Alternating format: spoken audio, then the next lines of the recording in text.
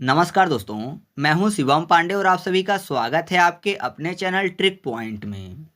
दोस्तों, आज हम लोग इस वीडियो में आर्ट एंड कल्चर का एक बहुत ही ज़्यादा महत्वपूर्ण टॉपिक भारत के मार्शल आर्ट को पढ़ने वाले हैं। तो जितनी भी चीज़ें डिटेल में महत्वपूर्ण होंगी आपके लिए मैं आपको वो भी बताऊंगा और साथ ही साथ ट्रिक से भी याद करवाऊंगा कि कौन सा मार्शल आर्ट किस राज्य से संबंध रखता है। इससे पहले मैं आपको बता दूं कि आपकी स्क्रीन पर जो टॉपिक दिख रहे हैं जिन पर टिक लगा हुआ है उन पर वीडियो पहले से अपलोड हो चुकी है, जो कि बहुत ज़्यादा महत्वपूर्ण टॉपिक्स हैं। तो अगर आप उन वीडियो को देखना चाहते हैं तो इस वीडियो के लास्ट में आपको प्लेलिस्ट मिल जाएगी, आप उसको टच करके सभी वीडियो को देख सकते हैं। ठीक है, और कमेंट बॉक्स में मैं इसकी लिंक भी पिन कर दूंगा, तो आप उसके जरिए हुए वीडियो को देख सकते हैं। तो देरी ना करते हुए चलिए इस वीडियो को शुरू करते हैं। तो सबसे पहले बात कर लेते हैं कि मार्शल आर्ट होता क्या है। तो मार्शल आर्ट का मतलब युद्ध की कला से है, यानी युद्ध की जो कला होती है उसी को मार्शल आर्ट बोलते हैं। सभी मार्शल आर्ट का एक समान उद्देश्य होता है, वह है खुद की या दूसरे की किसी शारीरिक खतरे से रक्षा करना। मतलब कोई अगर खुद को मारा है या फिर दूसरे को मारा है तो उसकी रक्षा करना, यही मार्शल आर्ट का उद्देश्य होता है। ध्यान दीजिएगा, मैंने बोला रक्षा करना, ना कि सामने वाले को मारना। मारना मार्शल आर्ट में नहीं आता, केवल खुद की रक्षा करना मार्शल आर्ट के अंतर्गत आता है। तो अब बात करते हैं कुछ महत्वपूर्ण मार्शल आर्ट की, जिसमें पहला है गतका मार्शल आर्ट, जो कि पंजाब राज्य से संबंधित है। यह सिखों की पारंपरिक युद्ध कला है। इसमें तलवारबाजी के साथ साथ तरह तरह के हथियार चलाने का प्रदर्शन किया जाता है। वर्तमान में भी सिखों के धार्मिक उत्सवों में इस कला का शस्त्र संचालन प्रदर्शन किया जाता है। मतलब वर्तमान में भी जो सिख धर्म के धार्मिक उत्सव होते हैं उनमें आपको कला का प्रदर्शन देखने को मिल जाएगा। ठीक है, मतलब जो गतका मार्शल आर्ट है इसका प्रदर्शन देखने को मिल जाएगा। तो कैसे याद रखेंगे, गतका में आपको शब्द मिल जाएगा गटका, यानी किसी भी चीज़ को गटकना यानी निगलने की बात हो रही है। तो किसी भी चीज़ को निगलने के लिए जाहिर सी बात है उस चीज़ को उठाना पड़ेगा हाथ के पंजे से। तो पंजे से उठाएंगे और मुंह में रखेंगे फिर गटकेंगे। तो आप ऐसे याद रखिएगा कि जो गतका मार्शल आर्ट है वो पंजाब राज्य से संबंध रखता है। या फिर गतका में गुटका शब्द मिल जाएगा, गुटका तंबाकू, ये जो कि नशीले पदार्थ होते हैं इनकी बात हो रही है। और पंजाब में यहाँ पर आपको शब्द मिल जाएगा पंजाब, यानी पान शब्द। तो पान तंबाकू ये इससे संबंधित हो गया, पान मसाला है ना। तो आप ऐसे भी याद रख सकते हो। बाकी ये सब बुरी चीज़ें हैं, ये कभी भी नहीं सेवन करनी चाहिए। ठीक है, इसके बाद अगला है मर्दानी मार्शल आर्ट, जो कि महाराष्ट्र राज्य से संबंधित है। महाराष्ट्र में व्यापक रूप से इसका जो प्रचलन है वो कोल्हापुर में देखने को मिलता है। यह मराठों द्वारा सृजित एक शस्त्रों वाली युद्ध कला है।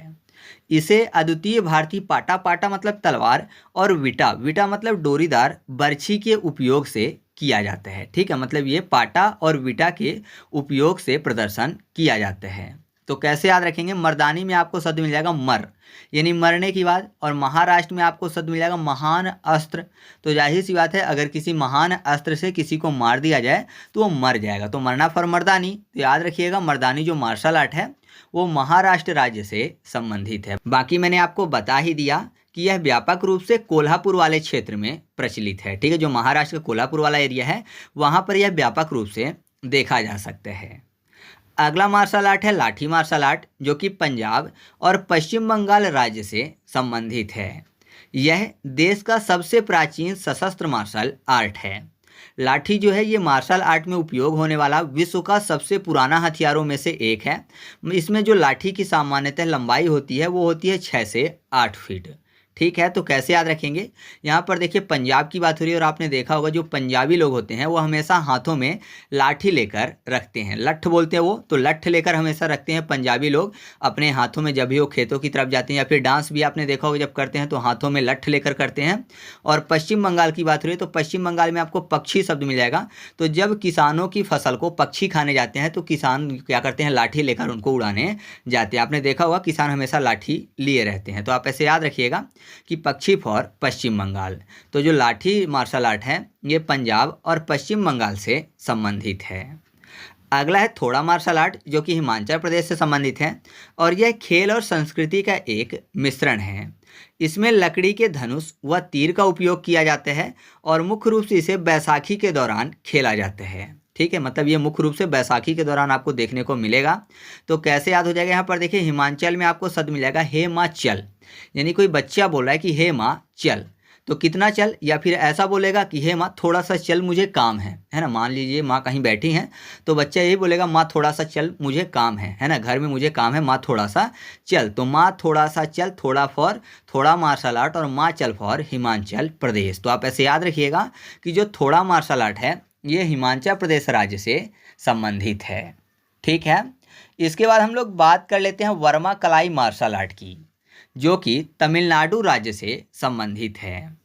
इस कला में शरीर के प्रेशर पॉइंट यानी जो दबाव बिंदु होते हैं जिसे वर्मा कहते हैं, उस पर प्रहार करके या फिर दबाव डालकर किसी भी व्यक्ति को नुकसान पहुंचाया जाता है। तो कैसे याद रखेंगे, तमिलनाडु में यहाँ पर तमिल को कर लेते हैं तालीम, तालीम मतलब होता है शिक्षा, और कलाई में आपको शब्द मिल जाएगा कला। कला मतलब आर्ट की बात हो रही है, तो जाहिर सी बात है अगर कोई भी व्यक्ति शिक्षा प्राप्त नहीं करेगा तो आर्ट उसके अंदर नहीं आएगा। तो आर्ट विकसित करने के लिए मतलब कला विकसित करने के लिए ज़रूरी है कि तालीम ली जाए। तो आप ऐसे याद रखिएगा कि वर्मा कलाई जो मार्शल आर्ट है ये तमिलनाडु राज्य से संबंधित है। या फिर यहाँ पर जो कला मैंने बोला तो आर्ट, आर्ट एक सब्जेक्ट भी है ना, तो उसकी तालीम लेते हैं लोग, तो आप ऐसे भी याद रख सकते हो। इसके बाद अगला है पाइका अखंडा मार्शल आर्ट, जो कि ओडिशा राज्य से संबंधित है। यह युद्ध और नृत्य का एक संयोजन है, मतलब कि इसमें नृत्य करते करते युद्ध कला दिखाई जाती है, और इसका जो उपयोग है पहले योद्धाओं द्वारा किया जाता था, लेकिन अब केवल प्रदर्शन कला के रूप में किया जाता है। मतलब योद्धाओं द्वारा इसका उपयोग नहीं किया जाता, केवल अब प्रदर्शन करने के लिए इसका उपयोग किया जाता है। तो कैसे याद रखेंगे, पाइका को कर लेते हैं बाइका यानी बाइक, और बाइक अब लोग चलाते नहीं हैं बल्कि उड़ाते हैं, है ना। बाइक जो है अब सुपर बाइक आ गई हैं, तो जाहिर सी बात है काफ़ी ज़्यादा स्पीड में उड़ाते हैं उनको, तो उड़ाना फॉर ओडिशा। तो आप ऐसे याद रखिएगा कि जो पाइका अखंडा मार्शल आर्ट है ये ओडिशा राज्य से संबंधित है। इसके बाद अगला है इंसु नावर मार्शल आर्ट, जो कि मिजोरम राज्य से संबंधित है। तो इसके बारे में आपको बता दूं कि इसमें खिलाड़ी एक वृत्ताकार आकृति के भीतर गोल लकड़ी का प्रयोग करके खेलते हैं या फिर प्रदर्शन करते हैं। तो मिजोरम में आपको शब्द मिल जाएगा राम, और नावर को कर लेते हैं वानर। तो आपको पता है वानर सेना ने राम भगवान की मदद की थी लंका में विजय प्राप्त करने के लिए। तो आप ऐसे याद रखिएगा कि इंसु नावर जो मार्शल आर्ट है ये मिजोरम राज्य से संबंधित है। इसके बाद अगला है कलरीपयट्टू मार्शल आर्ट, जो कि केरल राज्य से संबंधित है। तो यहाँ पर देखिए कलरी केरल दोनों मैच करते हैं, तो आप ऐसे याद रखिएगा कि कलरीपयट्टू जो मार्शल आर्ट है वो केरल राज्य से संबंधित है, क्योंकि यहाँ पर कलरी केरल दोनों मैच करते हैं। साथ ही मैं आपको बता दूं कि ये भारत का सबसे पुराना मार्शल आर्ट है, जिसकी शुरुआत 3वीं शताब्दी में की गई थी, और इस कला को निहत्थे लोगों ने अपनी आत्मरक्षा का एक साधन बनाया है। इसके बाद अगला है सिलंबम मार्शल आर्ट, जो कि तमिलनाडु राज्य से संबंधित है। तो सिलंबम में आपको एक शब्द मिल जाएगा शिला, शिला मतलब होता है पत्थर, और तमिलनाडु में आपको शब्द मिल जाएगा मील। तो आपने सुना होगा मील का पत्थर एक उदाहरण। तो आप ऐसे याद रखिएगा कि सिलंबम मार्शल आर्ट जो है ये तमिलनाडु राज्य से संबंधित है। यह एक हथियार आधारित मार्शल आर्ट है, और इसमें विभिन्न प्रकार की लाठियों का प्रयोग किया जाता है। इसका प्रयोग नकली लड़ाई व आत्मरक्षा दोनों के लिए किया जाता है। तो आपको इसके बारे में इतनी चीज याद रखनी है। इसके बाद अगला है थांगटा अथवा हुएन लालोंग मार्शल आर्ट, जो कि मणिपुर राज्य से संबंधित है। तो यहाँ पर देखिए लालोंग में आपको लॉग शब्द मिल जाएगा, मतलब लोग यानी पीपल। तो पीपल मतलब बहुत सारे लोग, लोग, मैनी फॉर मणिपुर। तो आप ऐसे याद रखिएगा कि थांगटा या फिर हुएन लालोंग मार्शल आर्ट जो है वो मणिपुर राज्य से संबंधित है, जिसमें थांग का अर्थ होता है तलवार और टा का अर्थ होता है भाला। ठीक है, तो आप याद रखिएगा कि इसमें तलवार और भाले का प्रयोग किया जाता है। फिर अगला मार्शल आर्ट है इम्बाउंड कुश्ती, जो कि मिजोरम राज्य से संबंधित है। तो यहाँ पर देखिए ऊन की बात हो रही, इम्बाउंड में ऊन शब्द मिल जाएगा, और ऊन और मिजोरम में जोरम मतलब जार शब्द। तो जाहिर सी बात है जाड़े में ऊन का उपयोग किया जाता है। तो आप ऐसे याद रखिएगा कि जो इम्बाउंड कुश्ती मार्शल आर्ट है ये मिजोरम राज्य से संबंधित है। और याद रखिएगा कि यह एक प्राचीन द्वंद्व कला है, और इसे कुश्ती या मल्ल युद्ध का ही एक रूप कहा जाता है। इसके बाद अगला है मुष्टि युद्ध मार्शल आर्ट, जो कि वाराणसी उत्तर प्रदेश से संबंधित है। तो मुष्टि से युद्ध हो रहा है, मतलब मुष्टि बांध के कोई युद्ध कर रहा है, तो जाहिर सी बात है यह एक निशस्त्र मार्शल आर्ट है, मतलब कोई भी शस्त्र हाथों में नहीं है, मुष्टि से युद्ध हो रहा है। और यह जो है 1960 के दशक में काफ़ी ज़्यादा लोकप्रिय था। इसमें दक्षिण एशियाई बॉक्सिंग शैली की तरह किक, पंच, घुटने और कोहनी की स्ट्राइक शामिल है। कैसे याद होगा, मुष्टि से युद्ध हो रहा है मतलब मुष्टि से वॉर हो रहा है, युद्ध मतलब वॉर हो रहा है। तो आप ऐसे याद रखिएगा वॉर फॉर वाराणसी। तो याद हो जाएगा कि मुष्टि युद्ध जो मार्शल आर्ट है ये वाराणसी उत्तर प्रदेश से संबंधित है।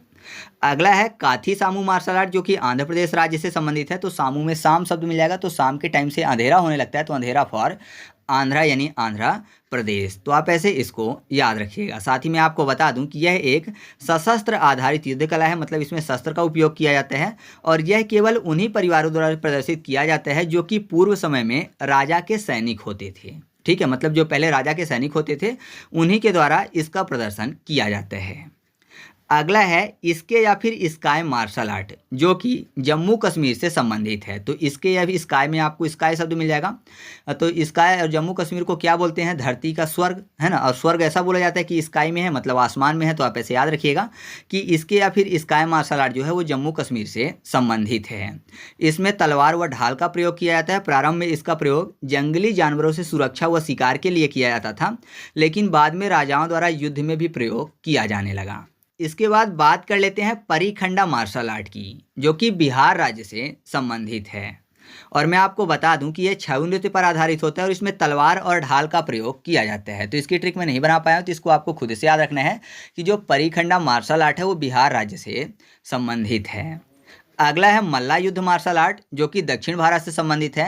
दक्षिण एशियाई कुश्ती से संबंधित इसका मुख्य रूप से है और गौतम बुद्ध और राजा कृष्ण देव राय द्वारा इसका अभ्यास किया जाता था। ठीक है, तो इसके बारे में आपको ये चीज़ याद रखना है। तो इस तरीके से अपनी वीडियो कंप्लीट हुई। वीडियो अच्छी है तो वीडियो को लाइक कर दीजिएगा। और हाँ, अगर आप इसका MCQ टेस्ट सॉल्व करना चाहते हैं तो टेलीग्राम पर जाकर सर्च करिएगा ट्रिक पॉइंट क्विज और ग्रुप को ज्वाइन कर लीजिएगा। ठीक है, तो चलिए मिलते हैं अगले वीडियो में। तब तक के लिए जय हिंद।